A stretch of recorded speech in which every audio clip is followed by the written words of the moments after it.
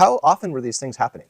When you're training at Horion's garage, or maybe even the Machados, were people coming in all the time? The phase in which I was in Horion's garage was the last phase before they opened up the academy.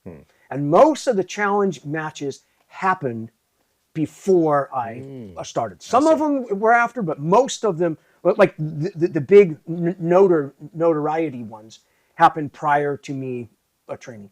So when I started, Gracie Jiu-Jitsu in Action #2 was either about to come out or just came out. The #1 was out. I see. And I saw that after I've had my first 2 or 3 privates. Somehow Hoist mentioned or whatever, which is a pretty good piece of propaganda. Yeah. But it's also pretty true. But basically it's Horion narrating how Gracie Jiu-Jitsu and we always win. Yeah. And then showing, and not everybody who fights in that is a Gracie. Right. And some of those guys went on to do early MMA in the early days. And back then in Brazil, there was a rivalry between what's called the Luta Livre guys and the Gracie Jiu-Jitsu guys.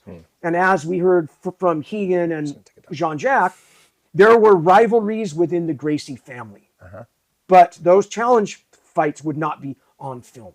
I know that you were involved in some, though. I had one challenge fight, and here's exactly how it happened. So it was when Hegan had mats in his garage, and I was still technically under Horion's direction, as was Hegan. When Horion would interview you, he would ask you, would you take a challenge fight? And for whatever reason, my ego, I'd say, yeah, of course. And then right after the words leave your mouth, you're like, oh my God, what have I said? Yeah. But because there were the fighter students and the non-fighter kinds who but they always wanted people to be willing to accept the challenge. And I think part of it was the interview to see where you stand, to test your mental mettle. But anyways, months later, I'm a blue belt. I'm helping Hegan with privates a lot. And he was instructing a guy. He used me to help him. The private ended, and I went home. And while that private was happening, that guy's friend was watching it, who was a little heavier than me, but not as large as Hegan. So I get home, and I'm just home, ring the phone. This is back when you plugged it into the wall and all that. I answer. And he's like, Chris, can you come back? This one guy who was watching, he thinks he could kick your ass. And I'm like, well, he's like, no, it's not like that. I mean, it's like, he knows I'm heavyweight, a black belt, but he look at you, smaller guy. He says, I beat him, no problem. So you need to come back. Because it was kind of one of those things that if you say you're willing to do a challenge, you don't then turn down. So I'm nervous as hell. I'm walking back over there. I'm trying to picture exactly what the guy looked like. I'm realizing, oh yeah, he was kind of like staring at me in a very cocky way. So I get back, the guy's on the mat, and what I remember about him at that time is he was wearing a red Zoot Suit with a fedora hat. He was full gangster. Whoa. And yeah. A Zoot Suit? A Zoot Suit. And I mean, he was a gangster. Yeah. What is a Zoot Suit? For those of us like myself who don't know what that is. Riot, pull back a bottle of beer.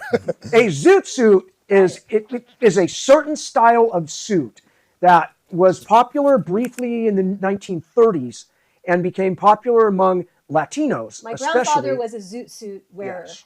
Oh, for sure. And if you want to watch a really interesting thing, look up Zoot Suit Riot, which they've done a documentary where a bunch of mostly all white sailors and Marines outnumbered a bunch of Zoot Suit Latinos. This happened either right before World War II or right after. It's a pretty bad racial fight. And it was called in the LA Times the Zoot Suit Riot. Okay. Z-O-O-T. Z-O-O-T. Zoot Suit Riot. I was like, imagine it's baggy pants. Yeah. Right? Yep. Kind of high-waisted. Balloon out, high-waisted, nice sharp suit, often wide-brimmed hats. Yep. He's looking it up. So anyways, this dude's in a Zoot Suit. But he's pulled off his jacket and his hat, but he's ready to go. Zoot Suit's kind of like a gi. kind of like a gi. And, Yeah, you but even better no do gi. gi jujitsu if you're going to wear a zoot suit. and I'm in my gi pants. Keep interrupting the story. I just want to give a fun fact that I learned right now. Zoot suits are illegal in Los Angeles. You're not allowed to wear No them. way. Yeah. Wow. That's crazy. It is a misdemeanor to shoot any kind of video or anything, even wearing this thing. Whoa. Like you literally can't. Wow. You wear can't cruise anymore. No. And you can't wear a zoot suit. no zoot suits. Wow. But yeah, anyways, my one and only Okay, challenge sorry. match is against a homeboy in a zoot suit. Epic. Yep, and we square off. I could tell right off the bat he has a good boxing stance. Thank God I had Muay Thai because I knew how to get my head back, the Hickson teep, and my first, like, Hegan explains the rules. This dude, he don't care about no rules, and it's like, but no eye gouge work. But if you stop, yeah, all that agrees on. We square off. He throws a couple shots, kind of hits me once on my way in. I get the clinch. I bring him on the ground. I'm on his back. I start sinking a choke. I choke him. He taps. So, like, went pretty fast. Yeah. Oh, Basic. did I get him? So in on- maybe that zoot suit didn't work for him. Yeah. Clearly. And then I'm looking over at Hegan because I'm all proud, and Hegan's got this look, you know, like you should have tortured him like more? I should have. And then the guy wants to go again because he thinks it's a fluke. And then Hegan kind of goes, well, Chris, you have to fight. Like, not do this gentle art with jiu-jitsu shit. So we go. I end up mounting him. He kind of turns. I give him a couple big, heavy slaps. He sticks his arm out. I give him a couple more slaps. Then I armbar him and I hold it. And he says, okay. And then he wants no more, right? But had I just gently put him in an armbar, he might go, oh, I'm going to go again. And the math is, if he's trying to hurt me and I'm trying to gently control him, that's kind of unfair. So, like, afterwards, I remember when they left, Hegan explained that they don't think it's real unless they're experiencing pain or injury, because that's our natural perception of losing a fight. So you got to make sure, I remember, like, you get the arm markers, you go 1 inch past the tap, an inch past the tap, where they go, ow, ow, ow. Later, right? So you can remember. You want him to feel it when he has his arm in an ice bowl and know it wasn't luck. And that's kind of like the thing I learned from my one and only little challenge match. And if we go back to one of my fights I had in the 6th grade, which taught me a lot, which taught me kind of like that, but even more.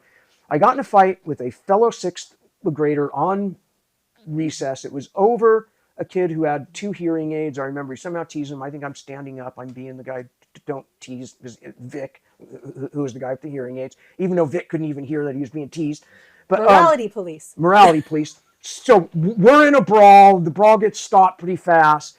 And then we go back to class. There's, like, maybe an hour and a half left. School's out. And it's staged that afterwards we're having a fight. He's pissed off because that fight, I kind of got the best end of the deal when it was stopped. So I had lost all of my anger. Your juice. My juice. It was gone. And I remember thinking, God, I don't even want to fight. I'm like that, not even mad. Like, I can only fight when I'm mad. So we go take that walk over. The fight starts very much like a challenge match. I end up mounting him. I'm pinning his arms, and the crowd is yelling, hit him, hit him, hit him. And I didn't have the heart. So I kind of hit him once, like, kind of small, which made him really mad. Then he escaped, got on top of me, and wailed on my face. And I remember that night, the anguish and being so mad at myself. Like, why didn't you hit him? So then when this Zoot Suit challenge match happened, I remember thinking that night, God, I still haven't learned my lesson. Right? If it's real, you got to fight like it's real. Yeah. Now, you take someone like Hickson, who's a pure warrior. So if you roll with Hickson never let people get things on them unless they were clear non-warrior students. Then, he would roll in a way where, but when he would roll with warriors, he wouldn't let you, like, pass his guard so he could recover it and all that, because he kept this warrior attitude. And I remember thinking a lot, should I adopt his warrior attitude or adopt the more Hegan sport, the jiu-jitsu attitude? Because they were the two opposing attitudes. And I've always, I recognize the value of Hickson's pure warrior spirit attitude, right? Especially if you are going to have challenge Vale Tudo fights. You can't afford to switch your mindset into coach mode, right? You're always on. And that is something that I will say I never was that kind of guy, which meant like competition-wise, sometimes I'd have good days, sometimes I'd have bad. Hickson has only good days because his mind is always on that track, right? Yeah, he has that famous one with that guy from Japan that came. Yes. And Hickson has the film yeah, and has not released it.